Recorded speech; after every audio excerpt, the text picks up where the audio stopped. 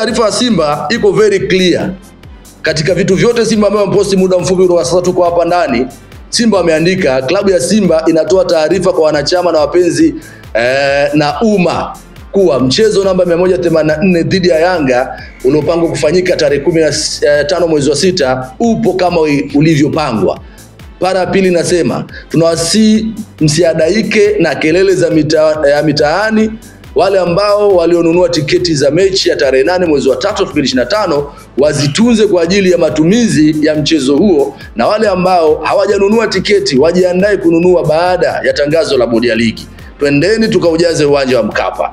Inafahamika wazi kuwa ligi kuu ya NBC inajumuisha timu 16 na si ligi ya timu moja. Kwa mujibu wa taratibu, kabla ya kuanza msimu, vilabu vyote 16 ushiriki vikao na kutoa mapendekezo yao ya maboresho, kanuni na taratibu ili kuimarisha ligi yetu. Hivyo wenye hoja wafuate taratibu husika. Hapo wanampigia Yanga Afrika. Wanakuja hapa wanasema tunaomba bodi ya ligi na TFF watoe hadharani, yani tunawaomba. Sasa hii ndio ya kushikilia funga duka ili usinifuate kwa nyuma baadaye.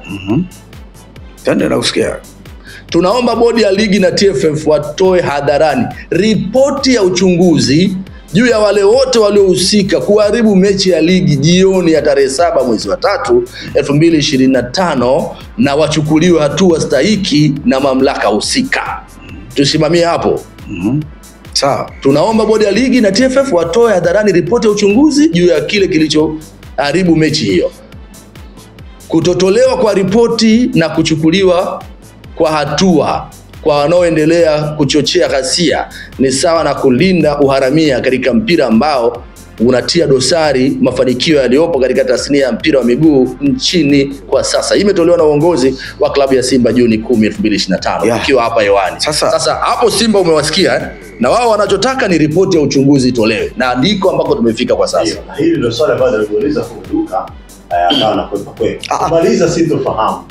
Ni ripoti nini kilisababisha mechi ile kuahirishwa? Na ndio maana unajua kwa nini wengi wanataka majibu ama ripoti itoke ili kuelekea mchezo unaofuata yale makosa yalijitokeza yasiweze kujirudia.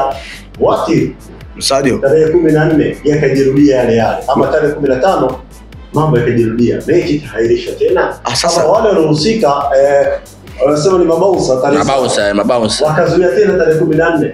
Simba usiku kwa mketa tarehe 15 akaandika akatoa hatuchezi mpaka mabainike. Mechi itakuwa wanaskip tu. Dabi itakuwa inachezewa tu. Brother, dabi ni tunu. Unajua nikwambieni kitu. Sisi hapa sasa hivi tunakwenda kufanyia kitu kibaya mpira wetu Tanzania, kwa maana kwamba tayari kuna watu wawili ambao wanatushana mabavu kutokana na uwezo wao waliokuwa nao, na tunapofikia kipindi kwamba tujenge tunabomoa. Wote sawa, okay, tunaweza tukawa tuna base TFF au tunaweza tukawa tuna base Yanga, lakini je, tuangalie wakati tuna base TFF au tuna base Yanga tunawaumiza watu wangapi? TFF hawafiki watu 50 pale. Sio? Yanga pia hata kama wakiwa milioni 3 au milioni ngapi, hata milioni 10, lakini waliobakia ni wengi kuliko Yanga au TFF. Ina maana tunaweza tukawa tunawaumiza zaidi hao waliobaki kuliko hao watu wa Yanga au TFF. Yaani lazima tukubali kwamba kuna vitu vimekosewa, aidha iwe TFF au Yanga, lazima tukubali. Lakini kitu ambacho hapa kinachokwenda kwamba kuangalia kwamba wewe kwa nini unambemea na makosa? Wewe mbona ulikosea? Si unanielewa? Mbona ulikosea mimi nimekusamehe? Wewe mbona mimi ulinifanya hivi mimi nilifanya hivi? Kwa sababu huyo anaenda kulalamika leo waamuzi walikuja na watu nao walikuwa kuna kipindi hapo kama unakumbuka Manala alibeba mpaka TV. Nani akumbuki hapa? Alibeba hadi TV kwenda kuonyesha maamuzi jinsi ambavyo wanavyofanya. Ilikuwa ni Mbagala kitu kama hicho, nakumbuka pale. Walikwenda na TV kuonyesha kwamba maamuzi anavyovurunda. Ni penalty sio ilikuwa ni za wazi.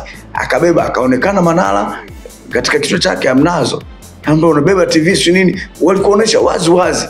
Hii ni swala lilikuwa sio leo, sio jana, sio juzi. Tukija kuangalia hapa hata David Pasco amekumbuka kuna magoli ya mkono amefungwa. Lakini ukiacha magoli ya mkono amefungwa, tumeona kuna mtu amechimbwa nisikilize, umeongea. Ngoja wewe umeongea sasa. Ndio cha kushindwa kusimamia. Sadi bwana, usinikatishe wakati umeongea, kati wewe umeongea nimekusikiliza. Nisikilize na mimi jambo kuzungumza, mwisho wake ni pale kwamba kushindwa kusimamia kanuni. kwa sababu kama kuna kanuni zimewekwa, ukishindwa kuzisimamia ndio haya yanatokea. Msikilize mtu kwanza, alafu mwisho unaweza kupata operation. Unaelewa? Inapofikia kipindi lazima kwamba tukae tukijua lengo langu sipo TFF, sipo Yanga. Ndio. Lazima sasa tutumie ile sasa tunaposema kwamba tuangalie maslahi ya wananchi wa Tanzania. Tuangalie maslahi ya mpira wetu tunaupeleka wapi. Tuangalie tunawaumiza watu wangapi.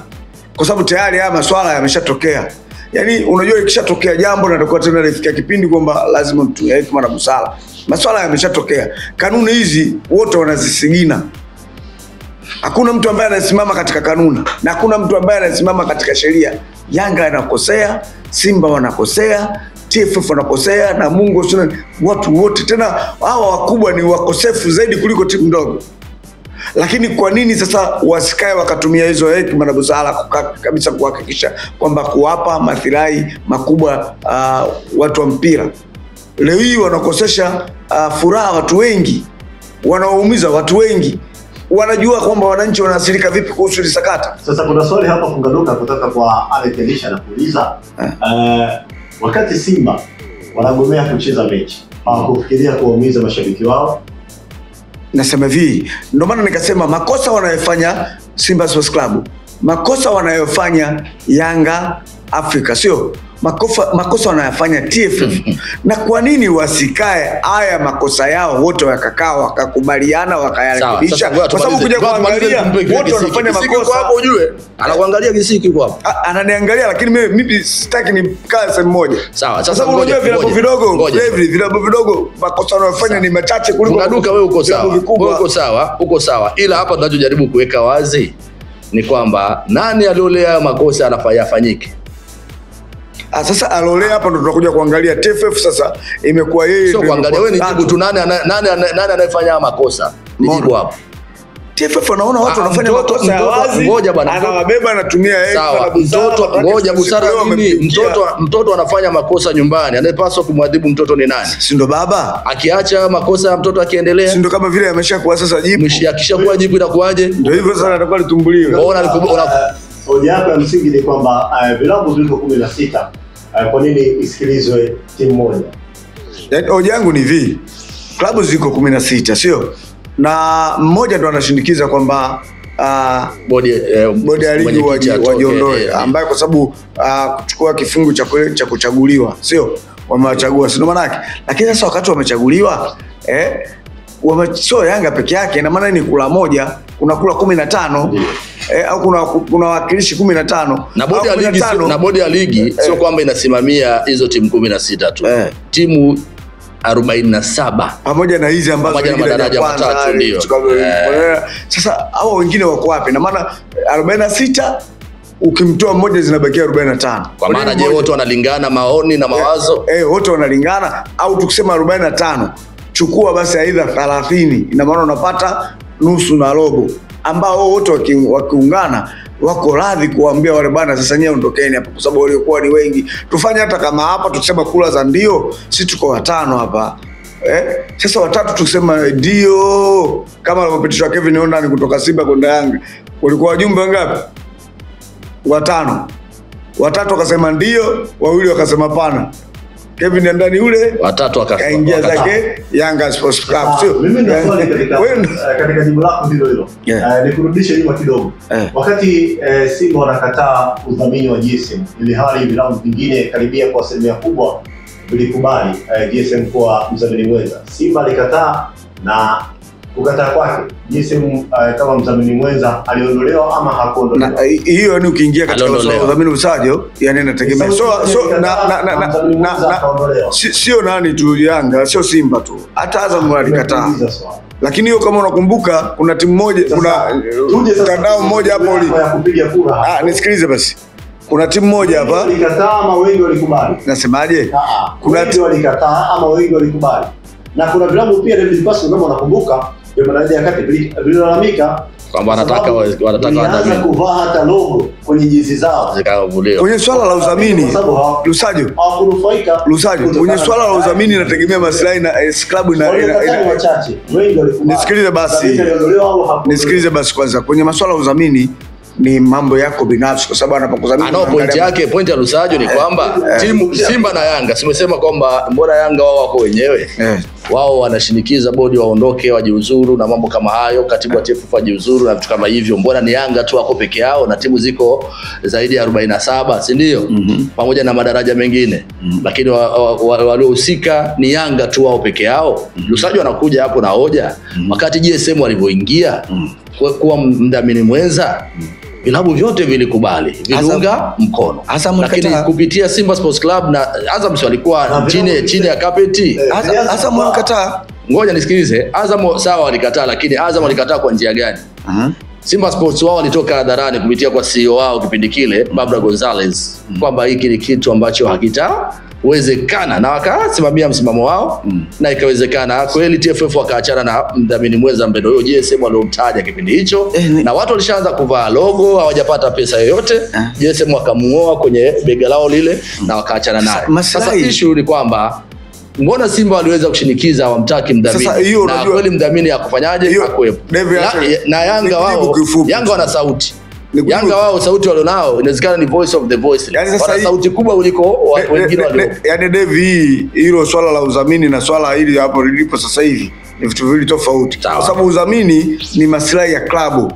Sawa, ukija kuangalia klabu kama ya Simba, varu yake na hiyo udhamini ambaye ameona mimi nitoshi, kwa siwezi kufanya hivyo. Lakini hili maswala ya pale kwa kuna ushindani wa vilabu pale, unajua nini? Simba aliona kwamba GSM yeye yuko pale in Africans, ana sponsor, anawapa kila kitu.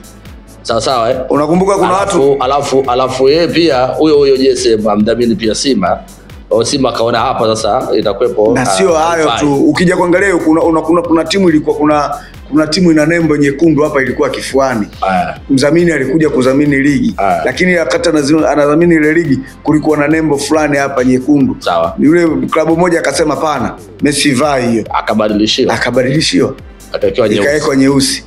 Umeelewa? Kimaslahi ya klabu, maslahi. Yaani hivyo vitu ambavyo ni kawaida. Sasa hapo kulaumiwa nani? Kulaumiwa. Hapa tunakuja katika masuala ya utaratibu wa kuja kuwaumiza wa Tanzania, kuumiza mpira wa Tanzania. Yaani tunakuja kwenye maslahi kwa sababu hii ni maslahi ya wengi. Haimuumizi Simba, haimuumizi nani. Inatuumiza sisi sote. Yaani utarudi pale kwamba wasimamizi wa kanuni, ukishindwa kuzisimamia kanuni, utaruhusu uvunjwaji wa kanuni. Sawa. Maana kuna kauli moja ilitoka hapo jana Yanga walivyoitwa pale TFF.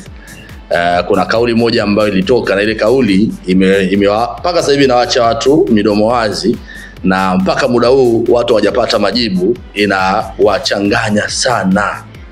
Inawachanganya sana watu hiyo kwamba kuna kiongozi mmoja ambaye yeye ndo alisema bana mageti yasifunguliwe, na ule kiongozi hatajwi.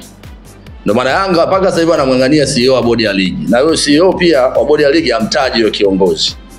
Lakini tunakumbuka wakati tunaenda pale Simba wanazuiwa, akasema kuna mtu mkuu kazuia, akasema hapa msiingie. Wao nao wanataka kujua huyo mkuu ni nani. Sasa anasema kwa sababu anasema kuna kiongozi wa serikali ambaye anatajwa, alimwambia meneja wa uwanja wa Lupaso asiwaruhusu Simba waingie kufanya mazoezi. Huyo ni nani? Kwa sababu Alikamwe alisema kwamba viongozi wa bodi wamemtaja kwenye kikao, lakini hakuna ambaye ana ujasiri sasa kutaja huyo hadharani. Why? Ni nani ambaye alizuia hiyo? Alianza kuanzisha mtafaruku wa mechi kutokufanyaje? Sababu hiyo ndio chanzo cha mechi yenyewe kutokuchezwa. Lakini huyo kiongozi hatajwi. Sasa Alikamwe sikashatajua kwenye kikao, tutajie. Na nani anakifua? Wewe bwana wewe. Yeye ameshaka kwenye kikao au friji bomu likajilipue huko likatafute hiyo shughuli ndefu, achana nayo. Sasa